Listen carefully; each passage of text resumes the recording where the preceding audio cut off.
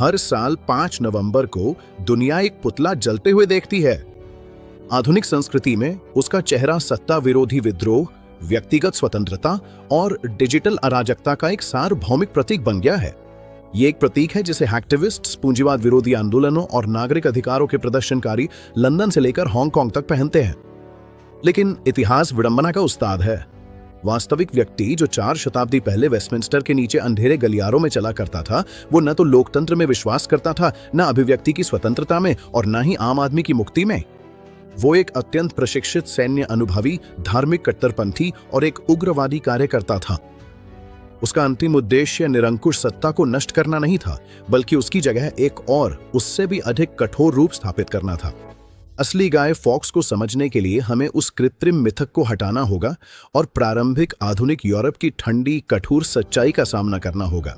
एक ऐसी दुनिया जिसे एक क्रूर राजनीतिक सिद्धांत ने संचालित किया था, कुयुस रेजियो इयायुस रिलीजियो, जिसका राज्य उसका धर्म।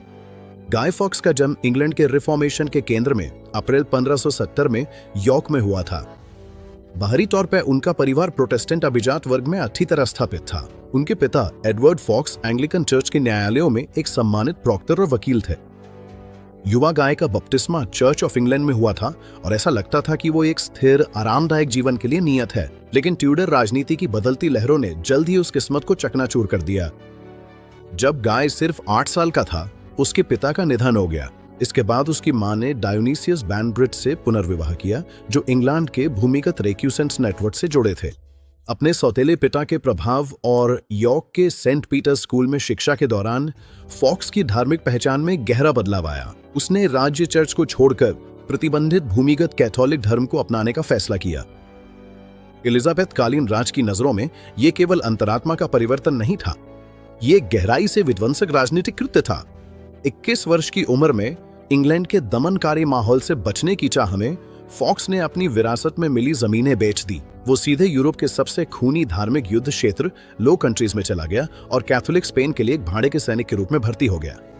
1 दशक से भी अधिक समय तक उसने खाइयों में प्रोटेस्टेंट डच सुधारवादियों के खिलाफ लड़ाई लड़ी। वो सैन्य अभियांत्रिकी में माहिर हो गया, खासकर सैपिंग में, जो दुश्मन की किलेबंदी के नीचे सुरंगें खोदने की खतरनाक कला थी। स्पेनिश कमांडरों ने नोट किया कि ग्विडो फॉक्स अनुकरणीय अनुशासन, गहरी धार्मिकता और अड़ेक ठंडे खून वाले संकल्प वाला व्यक्ति था। 1603 तक रानी एलिजाबेथ की मृत्यु हो चुकी थी और किंग जेम्स प्रथम ने सिंहासन संभाला था। निराशा ने उग्रवाद का रूप ले लिया, लेकिन ग्विडो फॉक्स इसका मास्टरमाइंड नहीं था। इसका असली योजनाकार रॉबर्ट केट्स भी था। उसकी योजना थी कि एक ही झटके में राजा, राजकुमार और पूरे संसद का संहार कर दिया जाए। इतने बड़े ऑपरेशन को अंजाम देने के लिए केट्सबी को तकनीकी विशेषज्ञता की जरूरत थी। 1604 में फॉक्स को भर्ती किया गया। छद्म नामों के नेटवर्क का इस्तेमाल करते हुए साजिशकर्ताओं ने पुराने हाउस ऑफ लॉर्ड्स कक्ष के ठीक नीचे स्थित एक पत्थर की तिजोरी किराए पर ली। कई महीनों तक रात के अंधेरे में चुपचाप काम करते हुए फॉक्स ने व्यवस्थित रूप से 36 भारी गन पाउडर के बैरल तहखाने में तस्करी से पहुंचाए और उन्हें लकड़ियों के ढेर के नीचे सावधानी पूर्वक छुपा दिया। ये एक विशाल भंडार था, लगभग 2.5 मीट्रिक टन विस्फोटक सामग्री। अगर वो विस्फोट हो जाता तो धमाका तुरंत ही मध्ययुगीन वेस्टमिंस्टर पैलेस को चूर चूर कर देता, पूरी राजधानी में झटका भेज देता और यूरोपीय इतिहास को हमेशा के लिए बदल देता। यह ऑपरेशन मंगलवार 5 नवंबर 1605 के लिए निर्धारित किया गया था। फॉक्स को अंधेरे में अकेला छोड़ दिया गया था ताकि वो उस भंडार की रखवाली कर सके। उसका काम बिल्कुल स्पष्ट था, ऊपर इकट्ठा होने का इंतजार करना, माचिस जलाना और भाग जाना। लेकिन साजिश पहले ही लीक हो चुकी थी। 4 नवंबर की आधी रात के आसपास सर थॉमस नाइवेट के नेतृत्व में एक प्रारंभिक तलाशी दल वेस्टमिंस्टर के नीचे बने तहखानों में उतरा। वहां उन्होंने एक आदमी को पहरा देते हुए पाया जो बूट्स और भारी राइडिंग क्लॉथ पहने हुए था। उसने दावा किया कि उसका नाम जॉन जॉनसन है और वो केवल एक साधारण नौकर है जो थॉमस पर्सी नामक के कैथोलिक किराएदार के लिए काम करता है। नाइवेट के लोग और अधिक गहन तलाशी के लिए वापस लौटे। उन्होंने फॉक्स को बांध दिया और लकड़ियों को हटाया, जिससे लोहे के घेरों वाले विशाल बैरल की कतारें उजागर हो गईं। फॉक्स के जेबों में उन्हें उसकी असफल साजिश के औजार मिले। ग्विडो फॉक्स को तुरंत किंग जेम्स प्रथम के सामने लाया गया। बंधनों में भी उसकी सैन्य जिद में कोई कमी नहीं आई। राजा ने निजी तौर पर उसकी रोमन दृढ़ता पर हैरानी जताई, लेकिन राज्य संचालन के लिए पूरी तरह से डरावनी सजा देना जरूरी था। किंग जेम्स ने सीधा आदेश जारी किया, पहले उस पर हल्के अत्याचार किए जाएं और फिर धीरे धीरे सबसे बुरे तक जाया जाए। 2 दिनों तक उसे लोहे की बेड़ियों में रखा गया। जब वो चुप रहा तो उसे रैक पर डाल दिया गया। उसके शरीर की शारीरिक तबाही उसकी आधिकारिक स्वीकारोक्ति पर हमेशा के लिए दर्ज है। 8 नवंबर को उसकी लोहे जैसी इच्छा शक्ति आखिरकार तोड़ गई।